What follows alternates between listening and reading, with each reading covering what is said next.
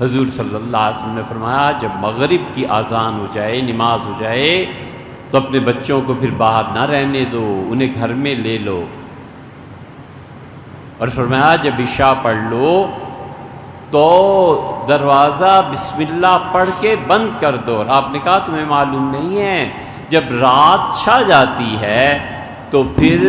اللہ کی ایک ایسی مخلوق جو دن میں قید تھی، شیاطین جنات، وہ نکل پڑتے ہیں انسانی آبادیوں میں۔ اب اس جن کی نظر لگ جاتی ہے، وہ شیطان اسے اپنے قبضے میں لے آتا ہے، گناہ کی دعوت وغیرہ جو بھی۔ فرمایا بچوں کو اندر بلا، اس لیے ماں باپ بچے کو اندر، بچے تنگ ہوتے ہیں، لیکن کبھی زندگی میں جا کے پتہ چلتا ہے کہ ماں جو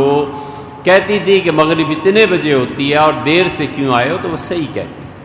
فرمایا رات کا کھانا کھا لو، برتنوں کو ڈھانپ دو اور بسم اللہ پڑھ کے دروازے کی کنڈی بند کر دو۔ اور آپ نے کہا شیطان اپنے بہت سے شتونگڑوں کے ساتھ کسی کے گھر میں چلا جاتا ہے،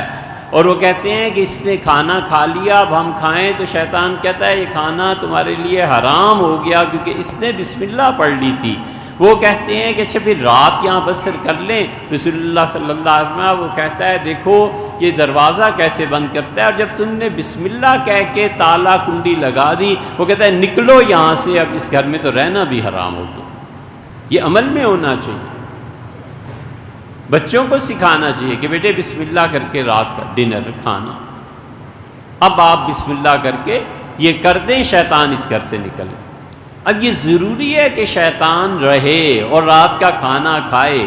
اور ہمیں بتائے کہ جب میں جس گھر میں مسلسل رہنے لگتا ہوں وہاں یہ کرتوت کرتا ہوں، تب عقل آئے گی۔ بھی اس سے پہلے حضور صلی اللہ علیہ وسلم نے خبر دی ہے،